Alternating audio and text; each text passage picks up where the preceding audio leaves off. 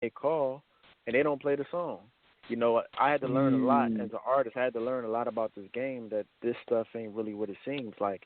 You know, you thought that you called and asked for the song and they would play it, but in reality, they got to play what they told to play by the program director, because the program director has a relationship with the labels and they sticking to that schedule. And then I had to learn that, okay, you can get into the mix shows because that's outside of the programming, but then the DJs want all this money. The DJs like, pay me this, pay me that, and I wasn't with it at the time. I mean, I still had the philosophy of what I'm paying you to play my record for. It is hot. You a DJ. We supposed to be cousins in hip hop, MC and DJ. Like, and the supposed to only play way around that is if you let college stations show you love. You know what I mean? And that's exactly what I did. I did that. Yep, I went straight to Cheney University. That's where I was going at the time. So, and I went to Lincoln University. What colleges did you pinpoint? Just Philly, or did you go all over? I was all like East Coast, like so Pennsylvania, period, like up to Pittsburgh, New York, DC, Baltimore. But by that time, like, you know, I was just going so hard that I started to get more radio interviews. I started, you know, to do more on the mainstream radio here, because like I said, it wasn't that they were really like, I did a lot of like I did Temple, Drexel University, but it wasn't that they were like playing the song as much as they were doing interviews and sliding me in the mix shows. But at the time, that's when the internet started getting bigger and bigger, and people, the consumers, just wasn't even really listening to the radio as much, so it kind of shifted over to online, and then my online following got so big, and then, you know, fast forward years later, them same stations that me and my friends were standing outside with CDs trying to ask, hey, do you work here? Can we give you the CD to play it? Those same stations was calling us to have us perform at their annual events, you know. So I went from staying outside the station to them paying me to perform at their events, and then Cosmic Kev is, you know, they call him the number one DJ here. I never met him. I never spoke to him to this day. And, you know, a lot of independent artists had bad things to say about him because he's such a hard guy to get to, and there's rumors that he take money and all of this. But I ain't never paid him a dime. But I know one thing, the dude played my music, you know, and I never paid him. I never spoke to him. You know, we never had no contact. But sometimes when you just when you're resilient and you consistent and you got good material, it's only but so long they're going to like try to act like they don't see it. And I just went the long route with it. I went hard, and then, you know, at this point, everybody know what it is. And Philly is one of the hardest cities to come up in as an artist. Very, very hard. Very hard. They not going to support you. I agree with you, because this is the thing. And when you tell me this stuff, me being on the other end and working in radio, you're absolutely right when it comes to they check Billboard charts on a daily basis. The Billboard charts determine the rotation the song is going to go in. Is it heavy, medium, or small, or light rotation? The music director is told by the program director. He does the programming. The music director does the loading of all the music for every hour, and based on if it's heavy rotation, medium, or light, that's how songs are repetitive. You feel me? So payola, does it exist? I mean, come on. I never saw no money change hands, but when you rub elbows with the right person, it helps. And people don't realize, but radio is essential to getting an artist on there, out there. Now, with online access, when did you see yourself, what year was it that you stepped in to the online world? Was it SoundCloud? Was it YouTube? And what year did you do all of that and start getting that following? In 2012, I stepped in that. And I mean, 2006, I was already, you know, on MySpace doing that thing. But 2012 is when I started to see, like, okay, damn, I'm getting more people that know me from across the world. From, you know, I dropped a video called Reflection in 2012, and it was about a friend of mine who got killed. And once I did that video, it's like it got 40,000 views within like a month. So once I seen that, I was like, okay. And then, you know, once it became available for artists to get paid through those streaming services, I put myself right in a position to get paid. So, things took off then, and then once that took off, the other stuff, the social media took off, SoundCloud took off, Spotify, Tidal, Apple Music, So at this point, it's like, the way the game is now, you don't necessarily have to be on radio to have, exposure. A following. Yeah. Exactly. Now, so, tell me about. I posted you, and I bragged about you by posting the pictures with you and Common, and he autographed his book. When did that all occur, and how did that impact your life? And are you cool with him like that? When did that occur? Well, back in 2006, I opened up for him in Philly, and he knows a lot of people in Philly. He knows Joe Scott, DJ Active, and these are, when it comes to Philly, I didn't talk. I know everybody. So DJ Active is like a DJ that I work with. He also is a DJ for Janet Jackson. Now we come from West Philly, so just knowing the same people over the years, I see him, and I grew up listening to Common, so it was on a different level. So when I met up with him recently, he was familiar with me. Like, yeah, you the guy that I did a couple of shows and you was going crazy, and I was like, yeah. So we talked, and they did a show here. He did the Roots Picnic, and then he was like, yo, I'm gonna be at the bookstore.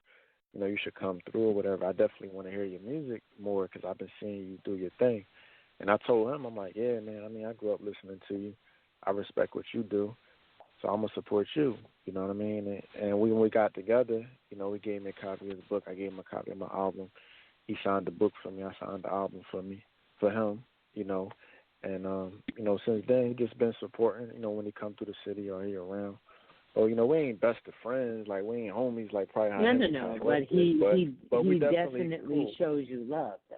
Yeah. Of course, yeah. And for me, I'm gonna tell you this right now. Like I like Kwame, Naughty by Nature, Big Daddy Kane, Rakim, Bone Thugs and Harmony. Wait a minute, did you just say Kwame? Like Kwame yes. with the high top and the polka dots? Like, Dana now you're Dane, talking about my time. Yeah. Like, Dana Dane, I love Slick Rick. Yeah. Every Chubb Rock, everybody I just named, you can go look online. They all gave me respect. And I know for a lot of people that's in the hip-hop now that probably don't know who that is or probably don't care. I know who that is. Yeah, of course you That's do. a big I'm just deal. saying for me, and I know for me it's the biggest deal. For me, it's the biggest deal because these are the foundations of this. So yeah, people see me with Khalid or people see me with people that's relevant now, and they be like, "Oh, that's what's up." But for me, the people I named that I actually had a chance to work with or got video with, and actually came out. Big Daddy Kane came out his mouth and said you hot, and that's like Grammy level for me on my bucket list because, like I said, these are the people who created.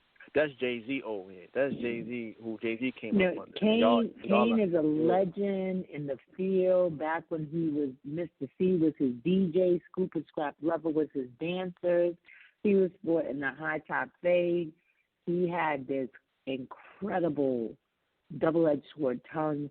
And now Kane lives in North Carolina. And he's a producer, and he does all this amazing things. I've been blessed to meet Kane several times doing radio in North Carolina, just like now, Terminator X.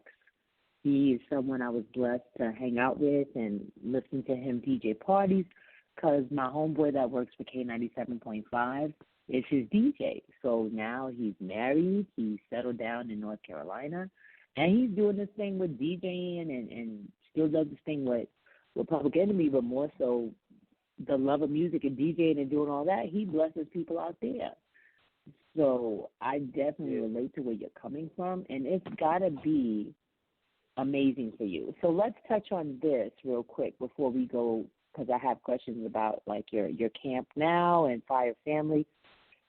But I'm going to ask you this question because I read an article about you being a Philly rapper who lost 45 friends to gun violence. Would you like to expound on that, please? Yeah, let me say this. Like, I do a lot in the community, and I've been working in the community since I was 15 with Children's Hospital, the city of Philadelphia, giving back to the youth. For me, I lost a lot of of friends. Like it wasn't like all friends. They were like associates, classmates, people I rap with, just people I knew and I cared about. And the number one cause of death statistically in Philadelphia for young black men is gun violence. So, that article was a couple of years ago, and I just recently lost 5 this year. This year, one of my neighbors. It's just crazy. So, and I've been shot myself. My best friend is paralyzed from the neck down. He's been like that since he was 16. So yes, it's crazy. Like it's very, very traumatic. There's a lot of post-traumatic stress going on in these communities. So, I definitely try to make sure that through my music and through just everything I'm doing, even outside of music, that I'm trying to make some change, and I'm trying to let the community know that there's other ways to handle stuff and express yourself, when you're going through something. So yeah, that definitely happened. I mean, it was just different, street situations. Like a lot of people was just at the wrong place at the wrong time.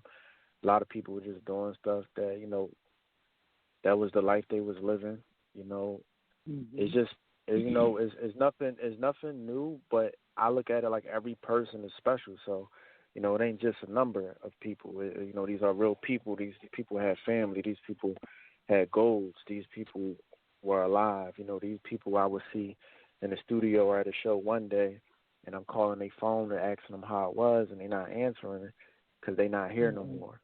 So, when I do this, it's deeper than a lot of. I can't speak for other artists, but for me, it's deeper than just, the surface level stuff. A lot of these people believed in me. A lot of these people believed in change, and when I go in, I think about they're like a lot of the motivation behind the stuff I do, including my sister too. I did a little video about her on my page on my Instagram. I really was kind of like on the fence about putting that out, but I had to be vulnerable because one of the best things you can do as an artist is be vulnerable, because that's what makes you brave as an artist. Because a lot of people like to hide up their scars. They like to, put on facades. But as an artist, I don't give a shit. Like, I tell you what it is, because that's the people I listen to. That's the people I looked up to as artists and revolutionaries were, and they made some good changes. Of course. And so during the interview, hip-hop pioneer Kwame, as you said, stated, "I do all right, but Arson tears the stage down when he performs." And then, quote, goes on to say, "My goal is to push the limits of contemporary music and contribute a unique sound to the culture of hip-hop." So proceeding forward with the culture of hip-hop, how did you and the Fire family come about, and how long have you guys been a family? And part two, are you being represented by management, and how is that going for you? Well, throughout the years, I learned a lot. Back then, so many people was trying to charge for everything, so you start to learn how to do things on your own. And through the years, I already had other talents, like I dance, I act. I learned how to do video production, music production, so a lot of the music you hear is produced, a lot of the videos are produced and edited. But I also start branching out. I start making a network of people who do things like graphic art, a lot of the DJs who are upcoming. I understood what it was like and the importance of relationships, so I start building a network of people so we can do a bargaining system, or we can do, I can get you that for this, and start building my own network and team. And outside, that was the professional side. And then on the movement side, people just felt like they wanted to support. So I just realized that a lot of the people who were connecting with my music all had some type of passion or some fire, or just was looking for some type of guidance or entertainment or just an escape. So I created the Fire Family based on the movement. And it was just a concept. It was just something tangible for people worldwide, people in Africa, Australia, all over, that I never meet, or, that always been following me for years, that no matter where you are in the world, you can be a part of this team. And this team is about being a part of a mission of having a burning desire for something, whatever your thing is, whether you do hair, whether you do construction, whether it's artistic or not, but you part of this Fire Family. And what I do with the Fire Family is yeah, I promote the stuff that I'm doing, but a lot of the times you'll see me promote other artists